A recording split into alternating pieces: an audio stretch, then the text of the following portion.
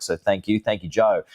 Let's go to this other terrible story this morning. A Queensland mother charged with the death of her 3-year-old daughter has died. Lauren Ingrid Flanagan was arrested last week after authorities were alerted by neighbours of her daughter being unresponsive. On Friday, the 32-year-old was taken to hospital after she was found unresponsive in a Brisbane prison cell.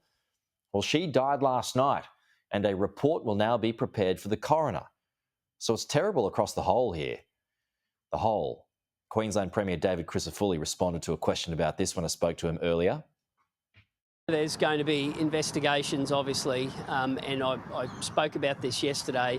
Bundaberg is an incredibly tight-knit community. It truly is. And there's been a series of incidents in recent times that have rocked it to the core. And when these things happen, they hurt at the best of times. But when they happen in smaller regional towns or regional cities, as the case is in Bundy, it really does. It cuts deep.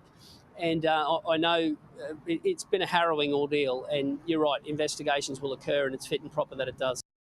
Well, joining us now is the former Queensland Police Detective, Dr Terry Goldsworthy. Terry, it's good to talk to you, but I mean, sorry it's under these circumstances. As I mentioned, it's a terrible story. The Premier was quiet on the why at this stage. Understandable, I suppose. But what do you think might have happened here?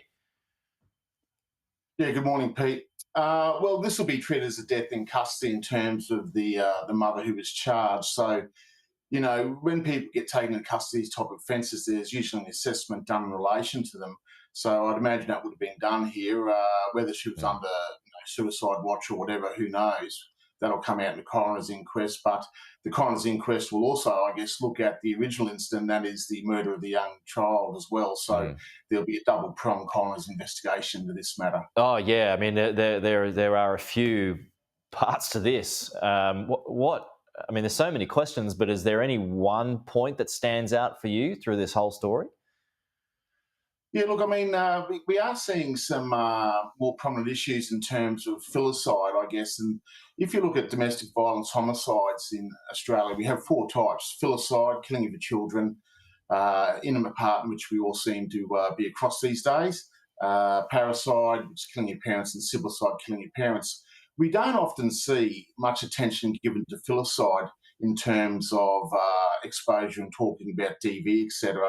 Yet we know that it makes up 6% of our DV homicides. There's been something like 586 filicide incidents since the late 1980s when we first started keeping records.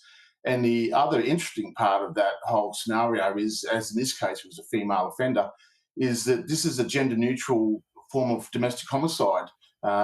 Basically we had 20 years worth of data given to us by the Australian Institute of Criminology a couple of months ago, and it shows us that 51% of offenders were male and 49% of offenders were female. So it is an exception to the usual case where you have men killing in far greater numbers than women. Wow. Okay. Terry, appreciate your time this morning. Thank you. Let's head over